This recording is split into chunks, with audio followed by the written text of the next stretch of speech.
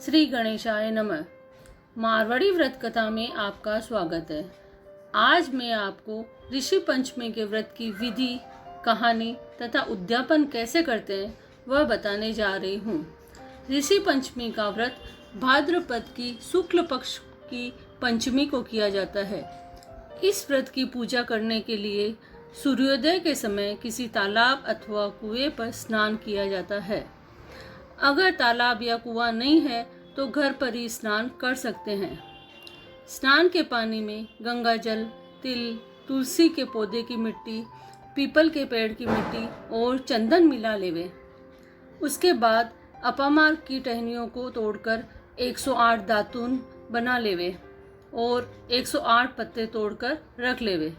अपामार्ग नहीं मिले तो किसी भी पेड़ की हरी टहनियाँ और पत्ते ले सकते हैं। इस तैयारी के बाद तोड़ी गई टहनियों से 108 बार दातुन करें, फिर 108 कुड़ले करें। बाद में 108 पत्तों को सर पर रखकर 108 लोटे पानी से स्नान करें। नहा धोकर नए वस्त्र धारण कर ले। फिर पूजा विधि इस प्रकार है। कहीं साफ स्थान पर या मंदिर में पाटा बिछाकर लाल वस्त्र बिछा ले। फिर सप्त ऋषियों तथा देवी अरुंधति की मूर्ति बनावे। मूर्तियां मिट्टी, कुशा अथवा सुपारी की बना सकते हैं। सप्त ऋषियों को पीले वस्त्र तथा देवी अरुंधति को लाल वस्त्र धारण करावे। रोली, मोली, चंदन, फूल, पान, सुपारी, फल सभी को चढ़ावे। फिर धूप दीप से आरती करे।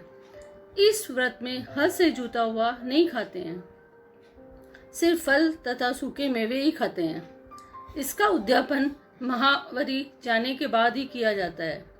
उद्यापन में पंडित द्वारा होम तथा पूजा कराई जाती है तथा 7 ऋषियों तथा एक देवी अरुंधति के कपड़े दिए जाते हैं।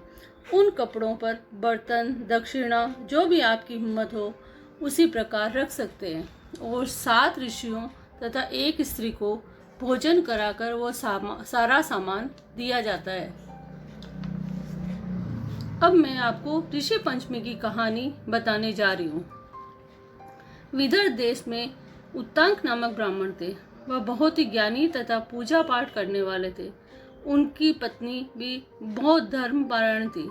उनका नाम गुणों के अनुसार सुशीला था। ब्राह्मण के एक बेटा और एक बेटी थी। बेटी की शादी कर दी गई, लेकिन थोड़े ही दिनों में दुर्भाग्यवश बेटी के पति का देहांत हो गया। ब्राह्मण ने अपनी कन्या को अपने पास ही रहने के लिए बुला लिया। एक दिन वह कन्या सो रही थी, तभी उसके शरीर पर कीड़े चलने लग गए। उसने अपनी माँ को दिखाया तो माँ और बेटी जोर जोर से रोने लगी। पत्नी ने अपने पति को बुलाया, तब ब्राह्मण ने देखा और सोचने लगे कि ये सब कैसे हुआ। ब्राह्मण ने ध्यान लगाया, तब उसके पिछले जन्म के बारे में पता चला। पिछले जन्म में उनकी बेटी ब्राह्मण कुल में ही पैदा हुई थी। उसकी शादी बहुत ही सीधे साधे इंसान से हुई। एक दिन पति ने कुछ ब्राह्मणों को खाना खाने के लिए बुलाया। जब पत्नी खाना बना रही थी तभी वह रजस्वला हो गई। उसने 7 बार स्नान करके अज्ञानवश खाना बना लिया। जब ब्राह्मणों को खाना परोसा गया तब खाने में लटे पड़ गई। ब्राह्मण समझ गए कि इस स्त्री ने रजस्वला होते हुए भी खाना बना लिया है। उन्होंने गुस्से में आकर श्राप दे दिया कि जिस तरह हमारे खाने में लटे पड़ गई है उसी तरह तुम्हारे शरीर में भी लटे पड़ जाए। तब उत्तांग ब्राह्मण समझ गए कि मेरी बेटी से कौन सी गलती हुई है। उन्होंने अपनी पत्नी सुशीला को सारी बात बताई। तब सुशीला ने ब्राह्मण से उपाय पूछा। तब ब्राह्मण ने कहा कि शास्त्रों के अनुसार रजस्वला समय में 3 दिन औरतें अशुद्ध रहती है, चौथे दिन नहा धोकर शुद्ध होती है। इस समय खाना, बर्तन, कपड़े, घर का काम नहीं करना चाहिए। इससे बहुत पाप के भागीदार बनते हैं।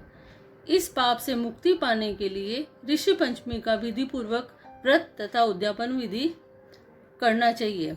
ब्राह्मण ने अपनी पुत्री से ऋषि पंचमी का व्रत करवाया और विधि पूर्वक 7 साल बाद उद्यापन करवाया। इससे ब्राह्मण की पुत्री की बीमारी ठीक हो गई और अगले जन्म में ब्राह्मण कुल में ही पैदा हुई और अखंड सौभाग्य को प्राप्त हुई। ऋषि पंचमी के व्रत से धन्य, धान्य, पुत्र तथा सौभाग्य की प्राप्ति होती है। इस व्रत से जाने अनजाने में सभी पापों से मुक्ति मिलती है और अंत में इंसान स्वर्ग लोक को प्राप्त होता है।